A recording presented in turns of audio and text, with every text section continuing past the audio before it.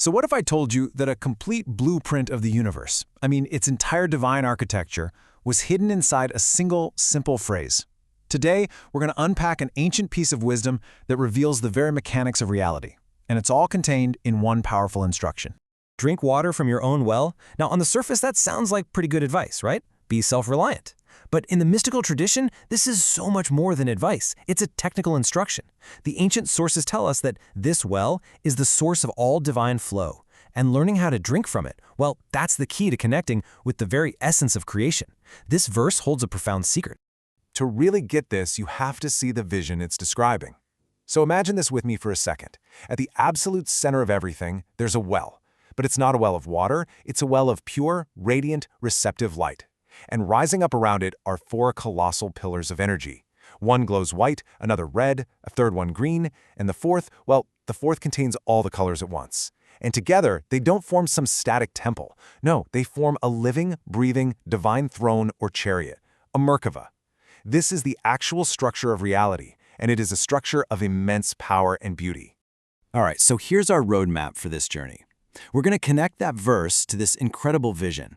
We'll break down the pillars of this divine machine, trace how the energy flows through it, and then we're going to look at it through two totally different lenses. And finally, the most important part, we'll discover how you can apply this cosmic blueprint to your own life. Okay, so the big question is, how on earth does a simple verse about a well describe this magnificent cosmic chariot? Well, the secret is understanding that the well is the destination. It's the vessel, the container, that's specifically designed to receive a flow of divine water or energy. The whole structure, this entire chariot, is the system built to channel that energy perfectly into the well, so it can manifest right here in our world. So the Merkava, it's not a physical object with wood and wheels, not at all. Think of it more like a dynamic system, a piece of divine technology for interacting with reality.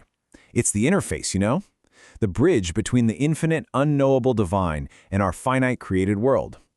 It is the supernal throne that the divine presence rests upon to actually govern existence.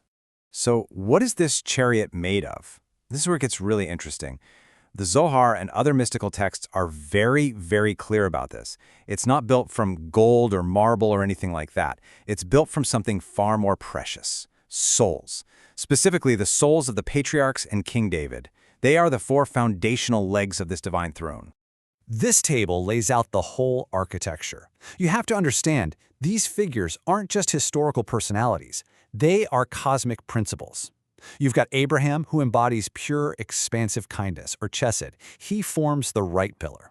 Then you have Isaac, who embodies focus, severity, and judgment, Gevurah, as the left pillar. Then there's Jacob, who is beauty and harmony, Tiferet, the central pillar that balances the other two. And finally, you have David. He represents kingdom, Malchut, the foundation, the well itself.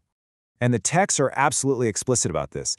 It says the three patriarchs, Abraham, Isaac, and Jacob, form the main body of the throne. But think about it, a throne with only three legs, it's unstable, it's incomplete, it's all potential that can't be actualized. It is only when that fourth leg, King David representing Malchut, is put in place that the throne becomes stable. With him, the Merkava is complete and fully functional, ready to receive and channel the divine presence into the world. So, how does this divine machine actually work? This isn't some static monument, right?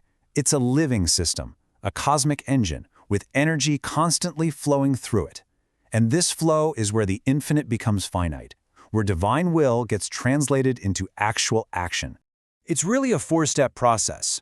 First, from the right pillar, Abraham's Chesed, an unbounded, infinite energy of pure giving just flows out. It's all expansion, no limits whatsoever. But that on its own would just overwhelm reality. So from the left pillar, Isaac's Gevurah, a counterbalancing force flows in, limitation, structure, focus, pure judgment.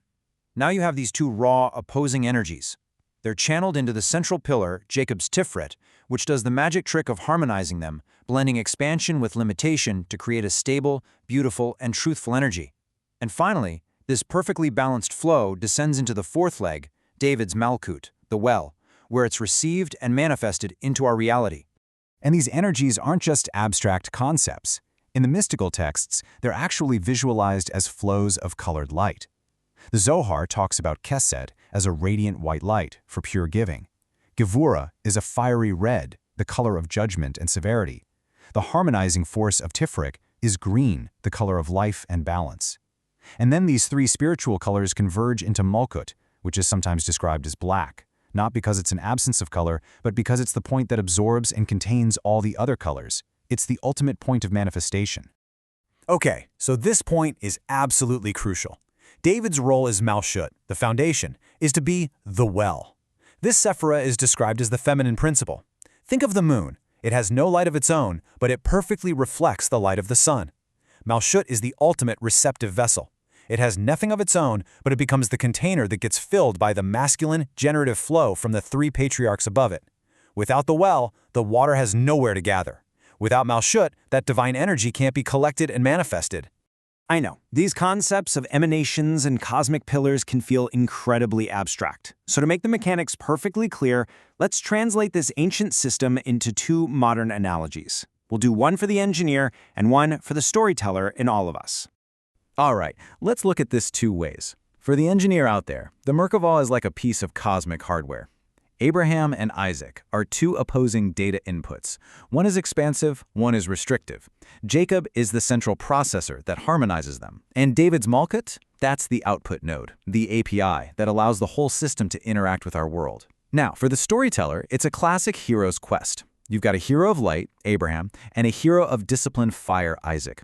They pour their energy into a hero of nature, Jacob, and he weaves them into a single balanced force, which they all then channel into the fourth hero, David, the magical well, to power the entire kingdom. See? Cosmic hardware or mythic quest, the function is exactly the same, transforming raw infinite power into a usable, life-giving force. This is all really fascinating as a cosmic diagram, but let's get down to it. Why does any of this matter to us, right here, right now? Because the Merkabah isn't just a diagram of the universe out there. It's a blueprint for our own lives, for our own souls. The number 4 is the key. In so many ancient traditions, 4 represents foundational stability. 4 pillars, 4 directions, the 4 faces on the chariot. This number represents the completion of a structure, the ability to stand firm and channel energy without falling apart. And the goal is to bring that fourfold stability into our own world, through ourselves. So, the ultimate goal of understanding this whole divine system is to realize that these 4 cosmic pillars exist inside each and every one of us as our own psychological and spiritual faculties. Your capacity for boundless love, for giving without expecting anything back, that's your inner Abraham, your Chesed. Your ability to set boundaries, to say no when you need to make clear judgments, that is your inner Isaac, your Gevurah.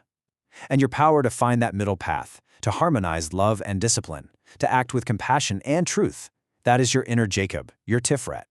These 3 energies are meant to flow into you because you are the well. You are the Malkut of your own life. You are the kingdom where the divine becomes real. And this brings us all the way back to the beginning, to our original verse. If David is the well, what does it really mean to drink water from your own well? It means you stop trying to be the source of the water. You stop trying to generate endless kindness on your own or enforce endless judgment. Instead, your job is to become a proper well, to build a stable, receptive vessel inside yourself that's capable of receiving those balanced divine energies of kindness, judgment, and harmony that are always flowing from above. To drink means to consciously receive and integrate that flow, and then to allow that integrated presence to nourish and guide every single thing you do in the world. It means becoming the stable foundation upon which your own holy chariot can finally rest. We've journeyed from a simple verse all the way to the architecture of the cosmos, through the mechanics of divine energy, and we've finally arrived right back where we started, inside our own souls. This has truly been a journey through the Pardes, the mystical orchard of hidden meanings. So as we conclude, the real takeaway is a question for you to reflect on. Look at the 4 pillars in your own life: your giving, your restraint, your ability to harmonize them, and your capacity to just receive. Which one of these pillars needs strengthening to bring your world into balance? This ancient wisdom isn't just a map of the cosmos. It's a practical tool for your own personal growth. Thank you for joining us for this complete journey through the Pardes. We hope these ancient truths help you and your family improve your own dimensions this week. If you enjoyed this full chapter deep dive, please like, subscribe, and share which part of the journey touched your soul in the comments. We'll see you in the next chapter.